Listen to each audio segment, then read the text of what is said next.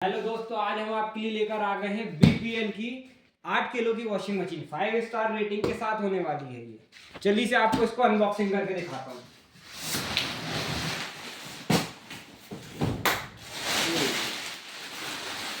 टफन glass washing machine होने वाली है। आप इसमें उछलिए कूदिए कुछ नहीं होगा वॉशिंग मशीन को, गारंटी के साथ। ये 8 किलो की वॉशिंग मशीन है। ये इसका वॉशर सेक्शन होने वाला है। देखिए दोस्तों, वॉशर सेक्शन हो गया, ये इसका ड्रायर सेक्शन हो गया। ये इसका ड्रायर सेक्शन,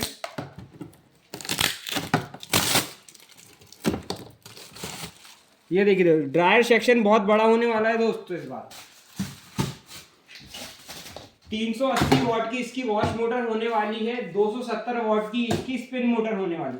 5 ईयर वारंटी के साथ कंप्लीट। स्पिन मोटर में भी 5 ईयर वारंटी है, वॉश मोटर की भी 5 ईयर वारंटी है।